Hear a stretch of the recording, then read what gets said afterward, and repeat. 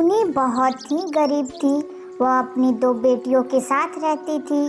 खेती बाड़ी करके वह अपने दोनों बेटियों का खर्चा चलाती थी, लेकिन कुछ समय से वह सही से खेती बाड़ी नहीं कर पा रही थी, जिसके कारण वह गांव के मुखिया के पास जाती है। देखिए मुखिया जी, दरअसल बात यह है कि मेरी दोनों बेटियां स्कूल जाती है और मैं उनका फीस नहीं भर पा रही हूँ, और मेरा पहला मकसद है कि मैं अपनी बेटियों को खूब पढ़ाऊं। अगर मैं खेती बाड़ी अच्छे से नहीं कर पाऊंगी तो उनके लिए फीस कहाँ से आएगा? मुझे आपसे कुछ पैसे उधार चाहिए। देखो टूनी बहन, मैं पैसे तो दे दूंगा, लेकिन पूरे 10% के हिसाब से दूंगा। अगर तुम्हें मंजूर हो तो तुम ले जा सकती हो। क्या 10% के हिसाब से दूंगा? आप मुझ जैसे गरीब पर इतनी अत्याचार क्यों कर रहे हैं मुखिया जी? ज्यादा से ज्यादा 5% पर दे देते। नहीं नहीं, मैं सबको ही 10% के हिसाब पर ही देता हूँ। अगर तुम्हें मंजूर है तो तुम ले जा सकती हो, नहीं तो मेरे घर के दरवाजे हमेशा खुले रहते हैं, तुम जा सकती हो यहाँ से। टूनी बहुत मजबूर होती है। उसे अपनी दोनों बेटियों का पढ़ाई दिखाई देता है। वह 10% के हिसाब से पैसा ले लेती है। पैसे लेने के बाद सबसे पहले वह स्कूल में उनकी फीस भरती है और कुछ पैसा वह अपने खेती बाड़ी में लगा देती है। अगर ये बैगन की खेती अच्छे से नहीं हो पाई तो मेरी सारी मेहनत खराब हो जाएगी और अपनी बेटियों की आगे की पढ़ाई भी मैं सही से नहीं करवा पाऊंगी। माँ, माँ, कहाँ हो आप? जल्दी से यहाँ आओ। पिंकी के कहने पर टूनी वहाँ जल्दी से आती है। माँ, मुझे बहुत बड़ा प्रोजेक्ट करना है, उसके लिए मुझे कुछ पैसे चाहिए। हाँ माँ, अगर हमने प्रोजेक्ट नहीं किया तो हमारे टीचर जी हमें फेल कर देंगे। टूनी के पास जो भी बचे खुचे पैसे होते हैं वो अपने बेटियों को दे देती है। ये लो पिंकी बेटा, तुम अपनी पढ़ाई में कोई भी कमी मत छोड़ना, अच्छे से पढ़ो बेटा। फिर पिंकी अपनी बहन के साथ बाजार सामान लेने चली जाती है। फिर वो दोनों साथ में एक ही प्रोजेक्ट पर अच्छे से काम करते हैं और अपने प्रोजेक्ट लेकर स्कूल जाती है। लेकिन उनका प्रोजेक्ट देखकर उनके स्कूल टीचर कहते हैं, ये क्या बनाया है तुमने? मैंने कहा था ना प्रोजेक्ट अच्छा होना चाहिए, तभी तुम्हें आगे के लिए अच्छे मार्क्स मिल पाएंगे, पर तुमने तो ये पूरा खराब कर दिया है। इसमें तुम्हें पूरे 0 मार्क्स मिलेंगे। टीचर जी, आप हमारी कंडीशन तो समझिए। हमारी माँ कितनी गरीब है। हमारे पास जितने पैसे बचे थे हमने उसमें ही कितने अच्छे प्रोजेक्ट बनाने की कोशिश की है। अगर तुम लोग गरीब हो तो मैंने ठेका लेकर नहीं रखा है। फिर मुझसे कोई उम्मीद मत रखना कि मैं आगे तुम लोगों का मार्क्स जोड़ूंगा। फिर दोनों बहन क्लास में जाते हैं और पीछे बैठकर रोने लगते हैं। फिर जब दोनों बहनें रोते हुए घर पहुंचते हैं तो थोड़ी देर में टूनी भी खेती बाड़ी करके घर पहुंचती है। क्या हुआ मेरी प्यारी बच्चियों, तुम रो क्यों रही हो? ये सब आपके ही वजह से हुआ है। अगर आप अच्छे से कमा नहीं सकते हो तो हमें इतने बड़े स्कूल में क्यों डाला है? हाँ माँ, आज टीचर ने सबके सामने हमारा प्रोजेक्ट फेल कर दिया। अब हमारे आगे बढ़ने की कोई चांस नहीं है। हमारी कम पैसे से प्रोजेक्ट बनाने के कारण वो हमें फेल भी कर सकते हैं।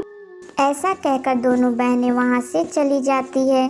यह सब देखकर टूनी को बहुत दुख होता है और वह मन ही मन सोचने लगती है, हे भगवान, अब मैं क्या करूं?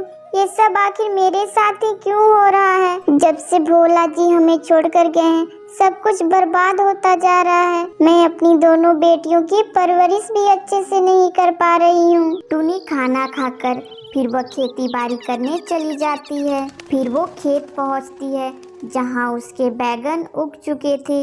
इसे देखकर वह बहुत हैरान हो जाती है। अरे ये क्या, मैंने तो अभी ही बीज डाल के गई थी, फिर बीज डालते ही बैगन कहाँ से उगाए? अभी तो पूरा होने में इन्हें 1 माह लगने वाला था, फिर ये क्या? टूनी बैगन तोड़ती है तो देखती है कि वो बैगन पक चुके थे। फिर उन्हें तोड़कर वह अपने साथ घर ले आती है। मेरी प्यारी बेटियों, जरा इधर तो आओ, कहीं मैं कोई सपना तो नहीं देख रही हूँ? जरा ये देखो, मैंने आज ही अपने खेतों में बीज बोए थे, अचानक बीज बोते ही बैगन कहाँ से उगाए? मुझे कुछ समझ नहीं आ रहा है। ये तो किसी जादू से कम नहीं है। हाँ माँ, आखिर हमारे खेतों में ऐसा है क्या? चलो जरा जाकर एक बार देखते हैं। फिर टूनी अपनी दोनों बेटियों के साथ लौटकर खेत आती है। आखिर ये चमत्कार हुआ कैसे? इस चमत्कार के बारे में मुझे जानना है। आखिर एक ही दिन में खेती कैसे हो सकती है? खेत के अंदर जो भी जादुई चीज है वो मेरे सामने प्रकट हो। टूनी के कहते ही वहाँ देवी माँ प्रकट होती है और फिर टूनी से कहती है, ये जादू मेरी वजह से प्रकट हुआ है। ये खेत कोई मामूली खेत नहीं बल्कि जादुई खेत है। इस पर जो भी उगाओगी वह जादुई बन जाएगा। जैसे कि ये बैगन तुमने यहाँ आकर बहुत प्रेम, लगन और मेहनत से खेती की है जो कि मुझे बहुत पसंद आया है, इसलिए मैंने तुम्हें ये फल दिया है। देवी माँ, आप मुझ जैसे गरीब पर इतना रहम किया है, यही मेरे लिए बहुत काफी है। आपका बहुत बहुत शुक्रिया। फिर देवी माँ वहाँ से चली जाती है। देवी माँ के जाते ही टूनी और उनकी दोनों बेटियाँ खेत के सारे बैगन तोड़ लेती है और उन्हें घर ले आती है। अगले दिन उन्हें बाजार में बेचने जाती है और उनके सारे बैगन बिक जाते हैं, जिससे उन्हें अच्छी खासी रकम मिलते हैं और वे तीनों खुशी खुशी घर आते हैं। ये तो बहुत सारे पैसे हैं। मैंने तो कभी नहीं सोचा था कि हम एक दिन में इतने सारे पैसे कमा पाएंगे। हाँ माँ, पिंकी ने बिल्कुल सही कहा और मैं आपसे कुछ कहना चाहती हूँ। आज जो हमने आपके साथ किया उनके लिए मैं क्षमा मांगती हूँ। हमें ऐसा नहीं कहना चाहिए था। हमें माफ कर दीजिए माँ। मेरी प्यारी बेटियों, तुम्हें माफी मांगने की कोई जरूरत नहीं है। ये तो माँ बेटियों के बीच लगा रहता है। तुम दोनों को अब चिंता करने की कोई जरूरत नहीं है।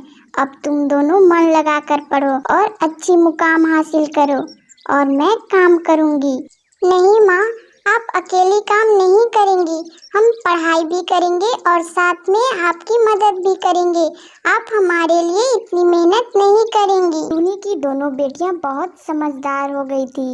वे अपनी माँ की हाथ भी बटाती थी और साथ में मन लगाकर पढ़ाई भी करती थी। टूनी अपनी दोनों बेटियों के साथ जादुई बैगन तोड़ती। जादुई बैगन की एक खास बात यह थी कि जादुई बैगन कितने भी तोड़ते लेकिन अगले दिन जादुई बैगन वापस आ जाते थे। चलो अब इन्हें बेच देते हैं। टूनी बाजार जाती है और सारे बैगन बेच देती है। देखते ही देखते वह मुखिया का 10% का कर्जा भी उतार देती है। देखते ही देखते उनकी सारी परेशानियां खत्म हो जाती है। इस बार दोनों बहनें बहुत अच्छा प्रोजेक्ट बनाती है और उन्हें स्कूल ले जाती है, जिसे देखकर टीचर की भी आंखें फटी की फटी रह जाती है। अरे ये क्या, इतना अच्छा प्रोजेक्ट मैंने आज तक कभी जिंदगी में नहीं देखा है जो तुम लोगों ने बनाया है। ये तो बहुत अच्छा है।